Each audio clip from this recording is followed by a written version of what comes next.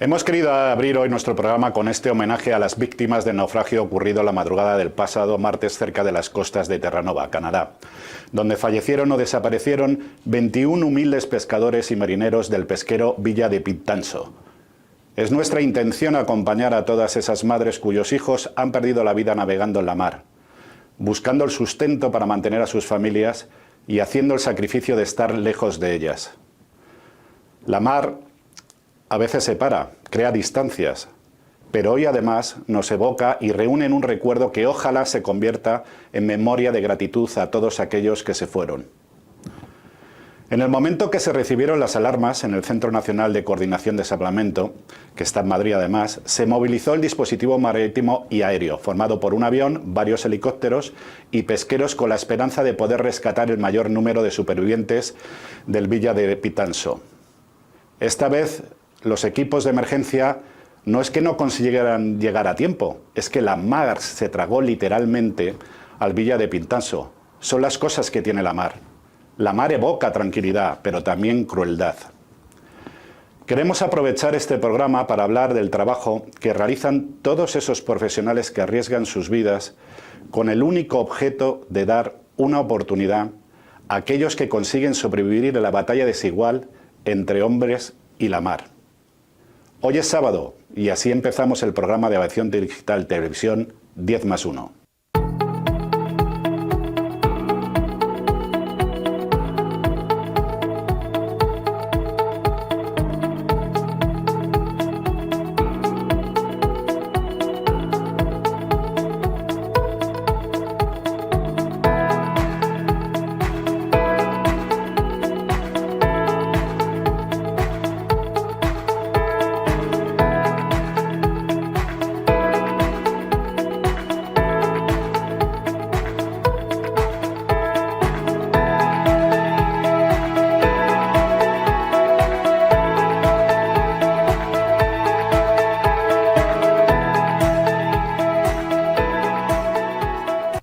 Está aquí con nosotros David Abad, piloto de Sikorsky S-76 y Agusta 139, que como bien sabéis son los helicópteros que España dedica a la noble tarea del salvamento marítimo. Además es el chairman de Helicopter Working Group de ECA y vice-chairman del Comité de Helicópteros de IFALPA. Y entre otras cosas, ¿vale?, recibió el prestigioso Premio Polaris de IFALPA. ¿Qué tal, David? Muy buenas. Muy buenas, Eduardo. Oye, encantado primero de tenerte aquí. Eso por un lado. Segundo, porque, bueno, David y yo hemos trabajado mucho tiempo juntos en temas precisamente de seguridad de trabajos aéreos, cuando éramos más jóvenes de lo que somos ahora. No, igual prácticamente. Jóvenes, sí, ya veis, estáis viendo que para nosotros no pasa el tiempo. Pero, bueno, muchas gracias primero por venir aquí. Nada, un placer. Que ya más sé que estás ahora en tu periodo de días libres y intentando disfrutarlo con la familia, pero bueno, nos ha parecido una buena idea traerte hoy aquí como una persona que tiene mucha experiencia en todo el tema de salvamento marítimo y aprovechando, pues bueno, pues las desgraciadas circunstancias de este naufragio. Y para empezar, estuve leyendo una entrevista tuya en la cual decías que no somos héroes, simplemente hacemos el trabajo para el que estamos entrenados. Esto lo declarabas hace unos años Y bueno, yo quería, ya que no sois héroes en sí, pero al menos nos podrás contar en qué consiste este trabajo que para mí tiene una parte heroica. Bueno, a ver, como lo dije en su día y lo vuelvo a repetir, realmente nosotros, pues no, yo no me considero ningún héroe, todo lo contrario, y para mí héroes son pues gente como mi mujer y con mucha gente, pues enfermeros, médicos, que hacen día a día ese trabajo, que están de manera continua y constante ahí encima. Nosotros trabajamos en 3 cosas que tú sabes perfectamente, ¿no? Que es tecnología, procedimientos e instrucción, ¿no? Muy Rison. Muy Rison, eso, muy Rison. O sea, y ya está, es básicamente... Bueno, pero bueno, convendrás conmigo que en esto no es un trabajo como, por ejemplo, el que estoy desempeñando yo ahora, ¿no? De estar aquí detrás de una silla, vosotros tenéis que enfrentaros también a unas situaciones muy complicadas, que entiendo pues que el entrenamiento, como bien decías, pues es algo básico. Yo quería centrarme un poco en el tema, un poco para que la gente que nos sigue pues entienda un poco cómo es el operativo cuando hay una embarcación que está pasando dificultades, ¿no? O sea, aquí de esta tragedia sabemos que se enviaron 2 alertas que llegaron al Centro Nacional de Coordinación de Salvamento Marítimo, que curiosamente está en Madrid, que no tiene mar. Y a partir de aquí, yo no sé si nos puedes describir cómo se activa todo esto, porque es verdad que hay saltan 2 alertas, sé que además las alertas estas pueden funcionar de manera manual o de manera automática cuando la baliza detecta que se está sumergiendo a una profundidad que está tasada. Salta la alarma, entiendo que vía satélite, ¿no? Correcto. Bueno, pues yo creo que, si te parece, voy a poneros un poquito en antecedentes. Como tú bien sabes, como piloto, pues tenemos un anexo de la OACI, que nos habla de, el anexo 16, que nos habla de búsqueda y rescate, que es marítimo, que es aeronáutico. Luego la OACI, con la IMO, la International Maritime Organization, crean una asociación que se llama IAMSAR, que es el International Aeronautical and Maritime Search and Rescue, que establece pues todos los procesos, toda la coordinación, todos los elementos que debe llevar una embarcación, bien sea aeronáutica, bien sea marítima, para pues a la hora de tener un problema en la mar, ¿no? Y se crea el famoso estándar que seguro que tú has oído, que es el estándar SOLAS. La famosa cinta, por ejemplo, la famosa cinta reflectante esa que se llama la cinta SOLAS, que mucha gente llama cinta SOLAS, pues eso viene de ahí, porque los chalecos son amarillos, las balsas tienen que inflarse de una manera, y ahí vienen también las balizas.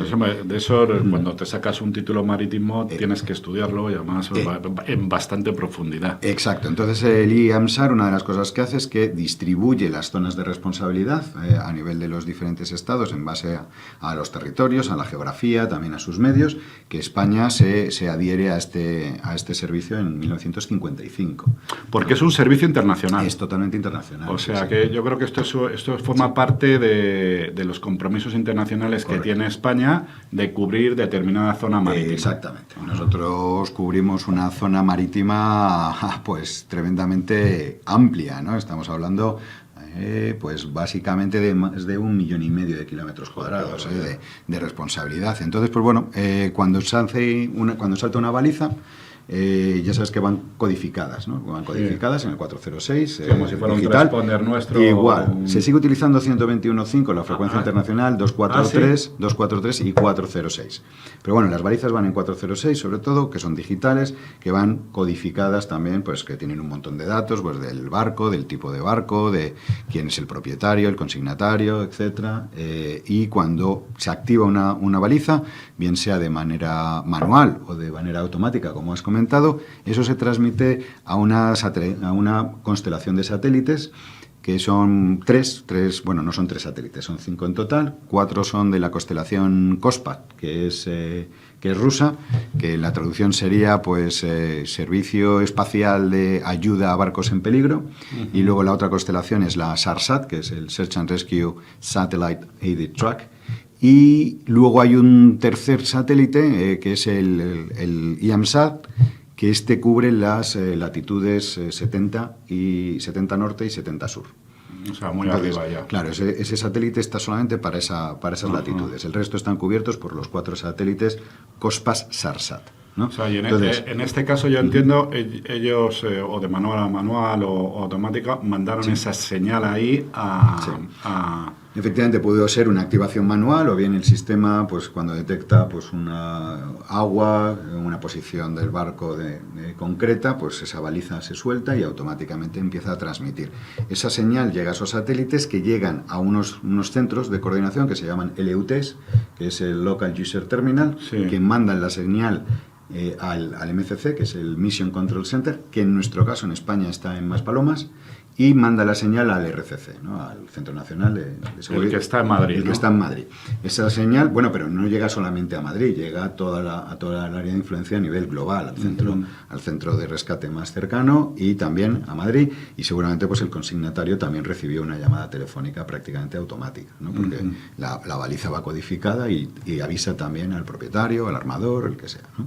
Entonces ahí ya, en ese sentido, ya se recibe la señal y es el país en el que está esa baliza, la más cercana, en este caso Canadá, en el que, en base a pues, su disponibilidad de medios, la distancia en que esté y el tipo de misión. Y en este caso eran más de 400 kilómetros de la costa. Sí, pues en este caso pues lanzarían los aviones, el helicóptero, un barco, lo que ellos consideran oportuno, dependiendo un poco del tipo de misión en el que se ven envuelto ese suceso.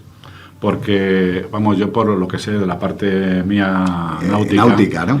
Tenemos en el mismo equipo de radio tenemos un botoncito rojo, ¿vale? Que le damos y eso hace varias cosas. Aparte de enviar la señal, avisa al resto de barcos también. Sí, bueno, eso es un sistema de coordinación. Eso sí que me gustaría también reforzar que cuando salgáis al mar.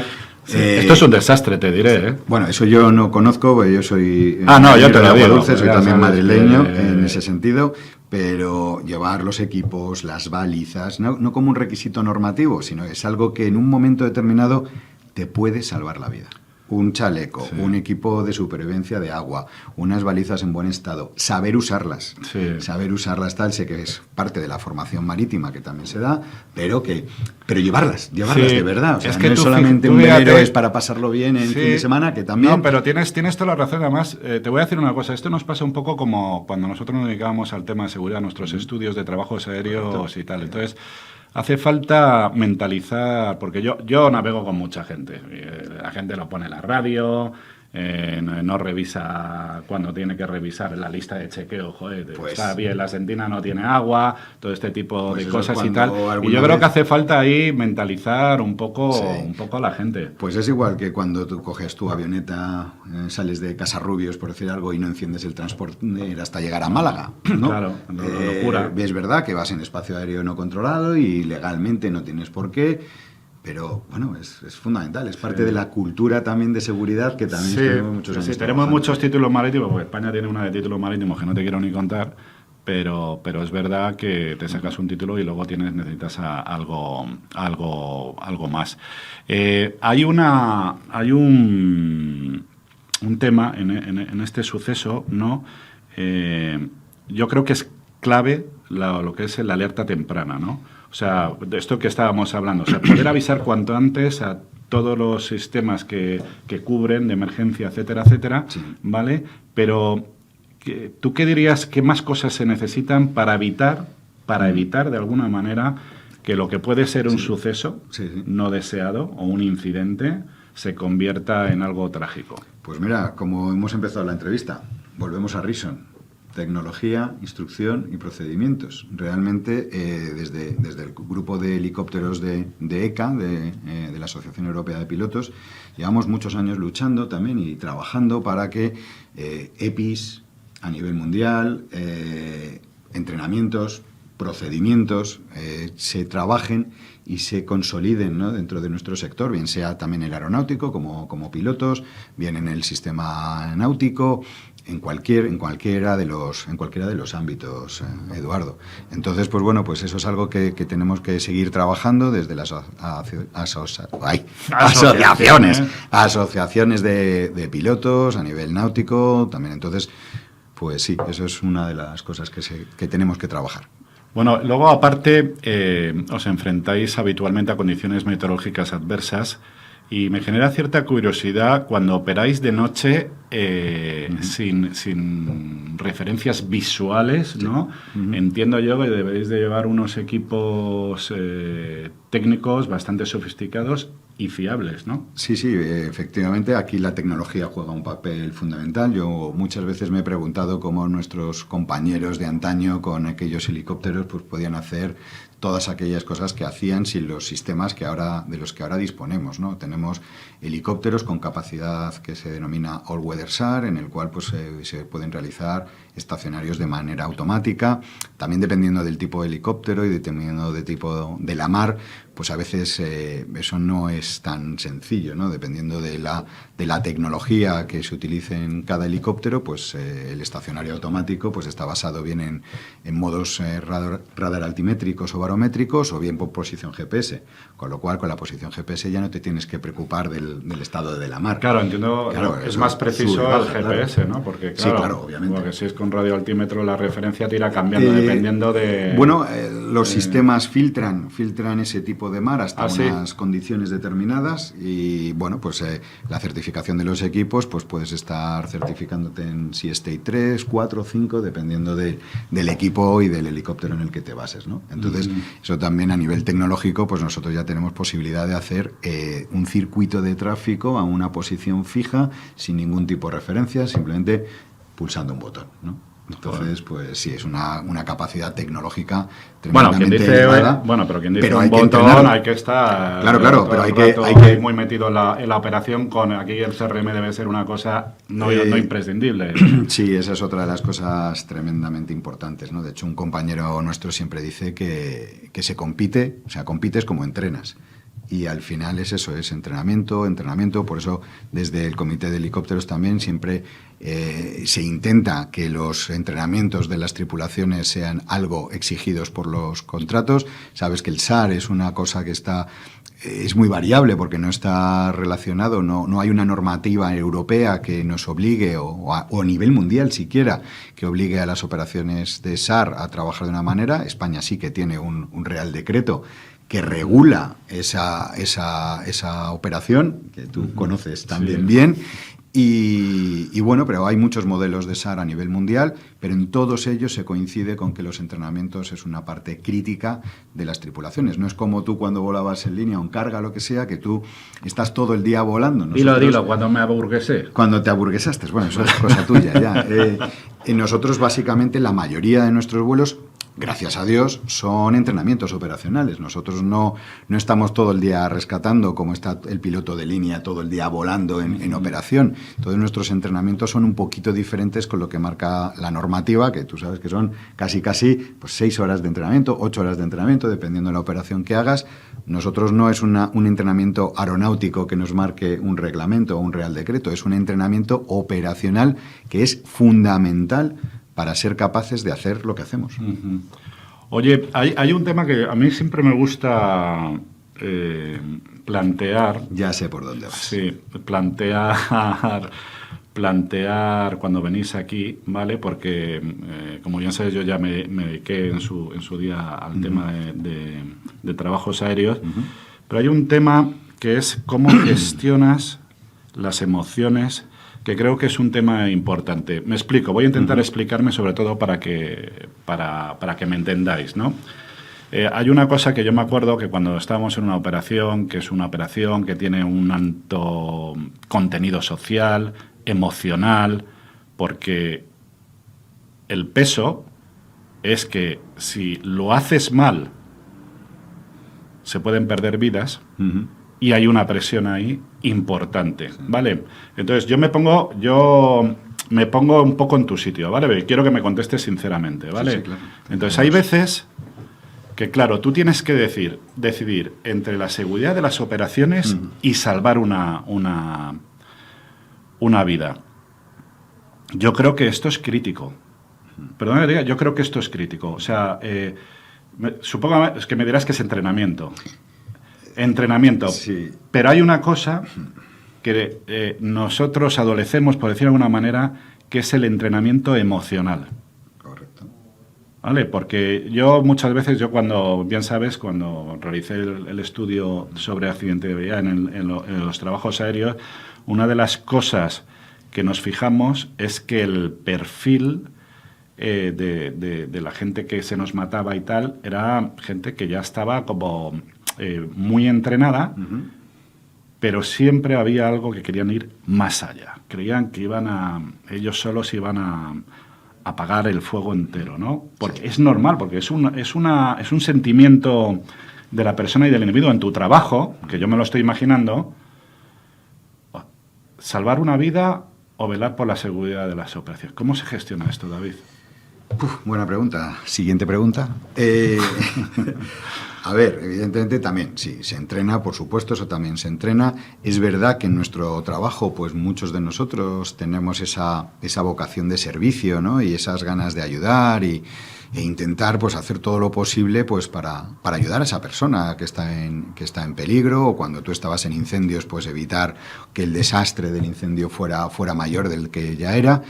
Y al final también se entrenan, las emociones también se entrenan, en los entrenamientos operacionales que hacemos con los barcos, simulando misiones en mercantes, en pesqueros, en salvamares, en un montón de los diferentes barcos y medios que tenemos, pues también entrenamos esa coordinación. Tengo que decirte que la mayoría de las veces donde yo he percibido quizás más tensión ha sido más en entrenamientos que luego en misiones, en algunas misiones. Siempre lo he comentado con mis compañeros cuando hemos tenido... ¿Pero porque te ponen al límite de la operación? No, yo creo... No es una cuestión de límite. Yo creo que es una cuestión también de concentración, de estar conectado, de confiar en las 4 personas, bueno, y la quinta, que es el mecánico que se queda en tierra y en todo el dispositivo, y concentrados. Yo siempre digo que hay gente que también baja el tono de voz o la velocidad con el tono. No hay ni un grito en cabina. Es verdad que yo siempre digo que yo veo la operación con la voz de mis compañeros. Entonces, cuando mi compañero me dice 2 derecha, 1 delante, o subiendo, o rescatador a mitad de camino, o el rescatador en cubierta, gancho libre, moving out, tal, todo es como un baile, es una concentración muy alta de todas las personas, y muchas veces cuando alguien se calla o empieza a introducir el estrés en el tono de voz, todo el mundo ya se empieza a estresar un poquito más, ¿no? Entonces ahí es cuestión que de... el estrés bien gestionado también puede ser una herramienta sí, positiva. bueno, efectivamente. Entonces, cuando llega el compañero también abajo, pues decide cuál es la situación. Esa persona es el que en ese momento comanda la misión y dice a quién subimos primero, a quién subimos después. Incluso muchas veces los propios marineros son los que dicen a ese, sube a ese que está peor. O bueno, pues también depende, ¿no? del entrenamiento que tenga la gente que está abajo, del tipo de situación en la que se hayan encontrado, del equipo que ellos también lleven, con lo que estén equipados. Y bueno, pues al final vuelvo a repetir, perdona que es entrenamiento. Y trabajo en equipo y mucha coordinación, ¿no?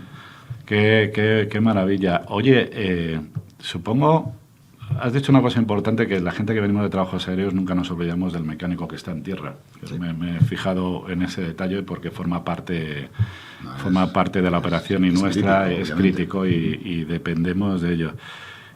¿Tienes alguna anécdota así con pescadores, ¿no? Que después de un salvamento os hayáis reunido, os hayáis visto, os haya...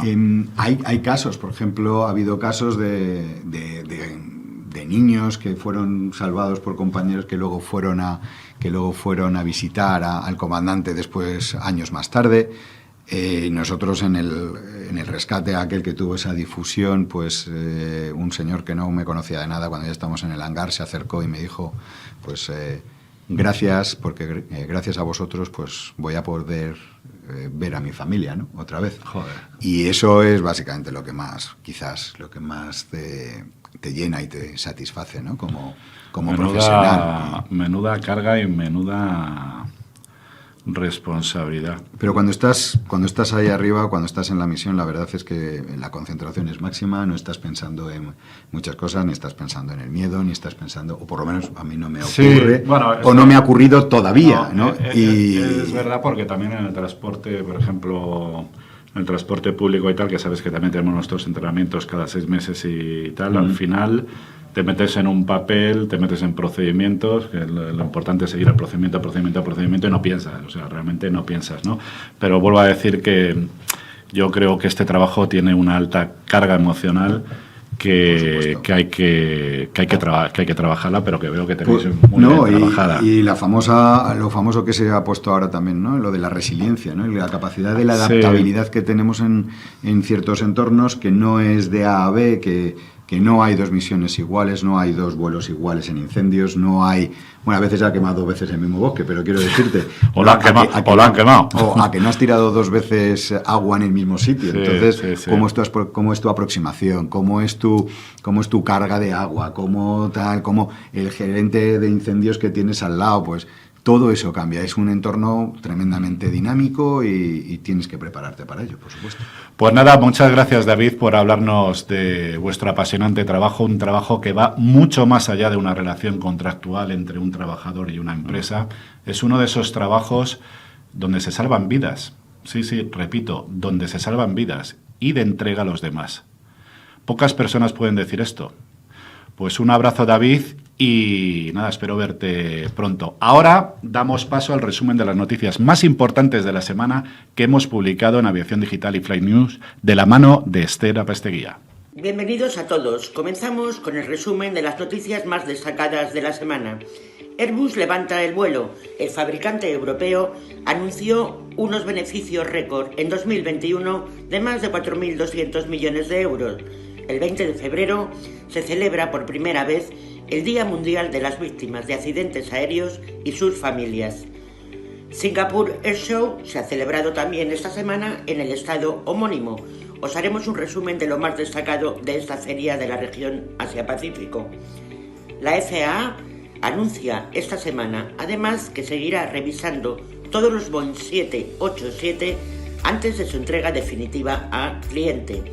AENA ha anunciado también esta misma semana que rebaja las tasas aéreas un 3,17% para alegría de las compañías aéreas agrupadas en ALA, incluso para la propia Asociación Internacional de Transporte Aéreo, IATA.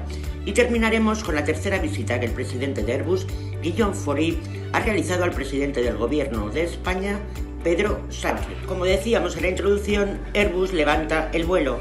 El fabricante europeo deja atrás los efectos nefastos de la pandemia del COVID-19 y anuncia unos ingresos de más de 51.100 millones de euros y un beneficio récord de 4.200 millones de euros. Como viene siendo habitual, es la división de aviones comerciales la que más aporta a la facturación del grupo, el 69% del total. La división de defensa y espacio, Airbus Defence and Space, el restante 19%, mientras que Airbus Helicopter aportó el 12%. La buena noticia para España es que la división responsable de aviones militares, Military Aircraft, supuso el 52% de los ingresos de Airbus Defence and Space. Y decimos que es una buena noticia porque la FAL de todos los aviones de transporte militar del fabricante europeo está en Sevilla. De San Pablo salen todos los 295 y los A400M operados en el mundo. El domingo 20 de febrero se celebra por primera vez el Día Mundial de las Víctimas de Accidentes Aéreos y de sus familiares. El 20 de febrero, como decimos, se celebra el Día Mundial de las Víctimas de Accidentes Aéreos y sus familias, en el recuerdo del trágico accidente del vuelo JK 5022 de Spanair. La presidenta de la Asociación de Víctimas de este vuelo, Pilar Vera, ha desarrollado un papel fundamental para que se dedicara un día al año al recuerdo de las víctimas de accidentes aéreos y sus familias. De su empeño surgió esa celebración, que en 2022, como decimos, se celebra por primera vez. De esta manera, la OACI insta a los 193 Estados miembros, entre ellos España, a las organizaciones del sector, la industria aérea y las asociaciones a conmemorar una fecha en favor de la seguridad operacional y de la asistencia a las víctimas de accidentes de aviación y a sus familiares.